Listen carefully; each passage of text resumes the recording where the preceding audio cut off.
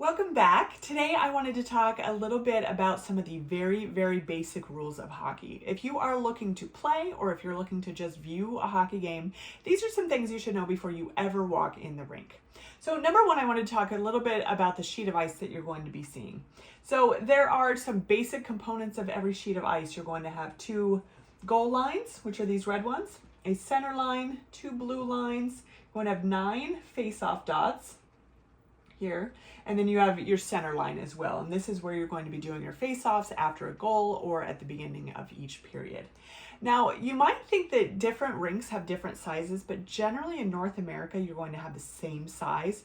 Sometimes it looks different, like if you're seeing an NHL game versus the one you're playing on, mostly because of the stands, but generally it's going to be the same, and that's going to be about 200 feet times about 85 feet. And then of course rounded corners, you're going to have boards, which are the walls, and then also you're going to have some glass around it as well. The reason you might see different sizes of rinks is because internationally and Olympics use a very different size. Not a very different size, but a different size. So where this one's 200, it's 196.9. So this is a little bit shorter, just about 3 feet shorter. But then this right here is actually going to be 98.4. So it is 13 feet wider, which is why when you watch things like the Olympics, it seems like such a bigger sheet of ice. It's because it is. So if you actually go out and skate on an Olympic sheet of ice, because there's probably dozens in the United States at least, it is a lot more work. It seems like you're skating much harder because the sheet of ice is so much bigger. So just remember that is that in North America, generally you're going to have this 200 by 85 here. All right, the number 2 thing to learn is the number of players you want to have on the ice at all times. So you are generally going to have 6 players on each team. And you might be thinking, well, I thought we could only have 5 players. That includes your goalie. So you're going to have a goalie out here all the time. And then you're going to have 2 defensemen, 2 wings, and 1 center forward. So 5 players and then also your goalie. And this is why near the end of a game, if somebody's down by like 1 point, they will pull their goalie. Their goalie will go to the bench and they'll put out a 6th player, is because the rule is you can have 6 players, but it doesn't really specify. So when they pull their goalie, it means they put a 6th player out there. Don't know what is going on with my eraser. So the next thing I wanted to talk about is a goal. What specifies a goal, right? So you have your crease here. I have another video on what the crease is, but you have your goal. So we're gonna draw one up here. So here's your goalie, right, standing here. So basically, for something to be a goal, it has to not only go past the goal line here, but 100% past the goal line. You should be able to see white in between the end of the goal line and in between where the puck is right now. But it also has to go in between here. So the goal has to go under the crossbar, between the 2 sidebars, and 100% past the goal line right here. There's a couple times you're going to see a goal in, but you're not going to know it was called off, and you don't know why exactly. There's a couple times that goals are called off. Number 1 is going to be if a player kicks it in. So you can actually have a goal that hits off of a player's skate, but if they have a kicking motion to kick that actual puck into the goal, it is no goal. So just remember that. Number 2 is if it's a high stick. So these rules are different. In the NHL, your high stick is going to be if your stick is above the crossbar, the top crossbar on the goal, that is a high stick. So if you have your stick up here and it hits off of your stick and goes into the goal, that is not going to be a goal. In USA hockey, it's actually the player's shoulders. So if I have my stick above my shoulders, that is what is considered a high stick. Number 3 is if the puck goes off of an official. If an official's standing there and the puck hits him and goes in the goal, no goal. It's not going to be a goal. And then the 4th one is going to be if the whistle has already been blown. So say you have 2 players who are fighting in front of the net, and so they blow the whistle to stop the play. And then the goal goes in, then it's no goal. If the net is off and so they blow the whistles to get the net back on, and then the puck goes in, then it's no goal. There's some times when it's like, if the goalie takes the net off on purpose or things like that, or it possibly could have gone in even though the net went off. There's a couple different things to that, but just in general, if they blow the whistle and then the goal goes in, absolutely no goal. All right, number 4, face-offs. So I played for years without knowing exactly where to do face-offs. I kind of just stood there until they told me where to go. Now I understand a little bit better. So there are 9 face-off locations on the ice, right? There. And they all have their very specific purpose. This one is generally if you have the beginning of a period or a goal. There's a couple more times when it might go here. It is in play as an actual face-off location. So if it's the closest to the last play, they can do it there. But just know that each of these has their purpose, and generally what it's going to be is if they blow the whistle for some reason, anything that requires a face-off, it's usually going to be where the puck was closest to, but not giving any advantage to the team. So like say somebody sends it here and they shoot it up here and then it's offside, it's probably going to go back here because you don't want to move it up and give them that kind of advantage. But basically these face-off dots are going to be as close to the play as possible. If somebody shoots here, the goalie gloves it, it depends on where the shot came from, on whether it's going to be here or here. If somebody ices it all the way down, your face-off will be which side of the rink that they iced it from. So it's generally going to be the closest spot to where the shot originated from or where the play originated from. But there are reasons for these 9 face-off locations. All right, number 5 is offsides. I actually have a whole video on offsides, so I'm going to post it above so you can watch the entire thing. But generally, just basically offsides is if you are skating into your offensive zone, you have to wait till the puck completely crosses the blue line before you actually skate into the zone. That's the basic rule of offsides. You also, if you're in the zone, in your offensive zone, and the puck goes out and comes back in, that's something called delayed offsides. And so you do have to get out of the zone before anybody on your team is allowed to play the puck. Again, I have a link for the full thing because offsides is a little more complicated than that, but for me, it's one of the most important rules in hockey that you need to learn because it's where people get in the most trouble with learning to play hockey for the very first time. All right, number 6 is icing. And again, I have a whole video on this, so I am going to post it below. But generally, icing is if you are in your defensive zone, anywhere behind this red line, anywhere behind the center line, and you send the puck to the point where it crosses the goal line on the opposite side and nobody touches the puck. That is going to be a blown whistle. It's not a penalty or anything, but they're going to send it all the way back and do a face-off right here, generally.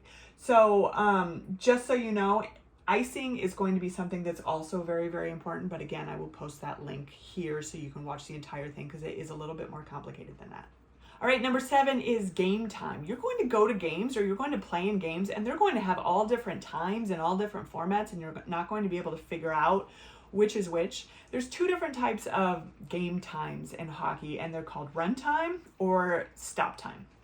Run time is going to be where you start the clock, say you have a 20-minute period, and the clock, they never stop the clock before it gets down to 0. So it just runs. Nobody even has to touch it because it's running. Even if the whistle is blown, it just keeps going. Generally in run time, you're going to see longer periods. So don't be surprised if there's a 20-minute period. Whereas stop time, these obviously take longer because they're stopping the clock every single time the whistle blows. You're going to have shorter periods. I've seen anywhere from like 13 all the way up to 20. These 20-minute ones, I've seen them mostly in youth, and these games last like 3 hours because it just takes forever to get through them. So one thing you'll want to know is it a runtime game or is it a stop time game? Because that will definitely, if you have a runtime game, you kind of want to hurry, when the whistle's blown because you're wasting your time on not wasting it, but your time on the ice is not stopping anytime you do something. You'll also see games where it's a runtime game and then like the last 3 minutes, if you're within a goal or 2, they'll actually move to stop time so you have more of a chance to get some more points, or the opposite where it's stop time and it's 10-0 and everybody just decides let's just do runtime to get this over with because obviously we don't have a chance of winning. All right, number 8, what happens in overtime? So the NHL, I believe, does now a 3-on-3 overtime for a certain amount of time, and then they do a shootout. You're going to see different overtime rules for different leagues. There's not really a USA Hockey rule on what to do, so each league is going to choose what's different. I've been seeing more and more no overtime whatsoever, which I think everybody's kind of fine with. If you're tied at the end, game's over, we tied, great. Perfect, we're done. But there's a couple more overtime things that you can do. First one's going to be sudden death. So what that is you're going to be out, this is what the NHL does, right? Is you get out there and you play just like a game. You do have a clock on it. Sometimes it's 5 minutes, sometimes it's 10 minutes.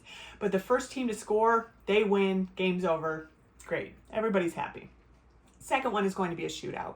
Sometimes they'll do sudden death and then a shootout, but sometimes they'll just do a shootout. So basically it'll be like any other sport, right? You'll have team 1, team 2, and then you'll have like either 3 or 4 or 5. Let's say there's 5 here. One person scores second. So they get 5 chances to shoot, right? So maybe this guy scores, this guy doesn't, this guy scores, this guy doesn't, and then they don't. So if this happens, then you're still tied.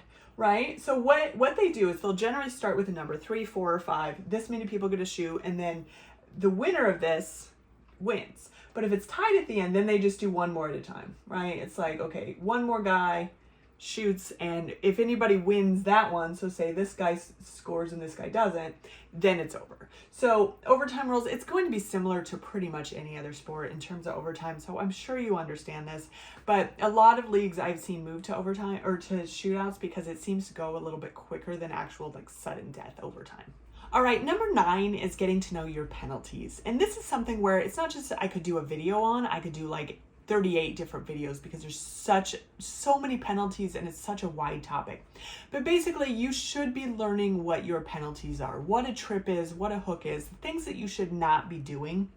And basically what you're going to want to remember is there are a couple different kinds of penalties. There's going to be a minor 2-minute, a major 5-minute, there's going to be games and matches, and these all have to do with not just something that you didn't mean to do, because intention has nothing to do with any of it, but if you are in fact, doing something like talking back to the ref or treating a coach badly or treating the other player badly, there are different penalties for this.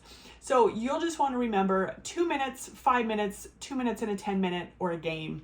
These are the penalties you're going to be getting. Generally, pretty much everything, especially in beginner adult hockey, is going to be 2 minutes. It's going to be something like I put my stick out and I accidentally tripped the guy, or I hooked his uniform, or something like that, or you can't stop and you run into the wall and there was a player there and you didn't mean to do that, or you did mean to do it. Again, it doesn't matter if you meant to do it or not, but you'll want to learn your penalties because you're going to want to learn what you should not be doing, because this is really, really important.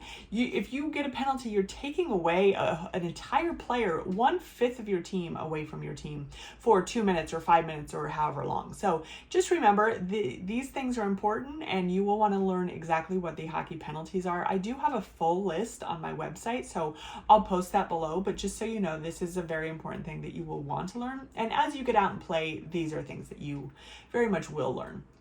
But it's good to go into it with just some basic knowledge. So on top of penalties, there's 2 other terms you're going to want to know, and those are power play and penalty kill. And this is during a penalty. A power play is going to be the other team has a penalty. So they are down 1 player, at least 1 player. Sitting in the box, they have 1 fewer player than you do out there. You are on a power play. You have a good chance of scoring because they're down 20% of their team. And then conversely, a penalty kill is the opposite. You are the ones who caused the penalty. You are down a player or more, and you are really just trying to defend your net at that point, although there are a lot of scores that happen at this time too. So power play is going to be good for you, penalty kill is going to be bad for you. So this is just a basic, quick overview of what hockey is and some of the basic hockey rules. You'll want to dig deeper into all of these things, but this video should get you enough to really get you in the door and kind of understand, if you have never watched hockey before, exactly how hockey works and kind of the things that you need to know before you start playing. Please let me know if you have any questions or if you have any other video suggestions as well, and I will see you next time.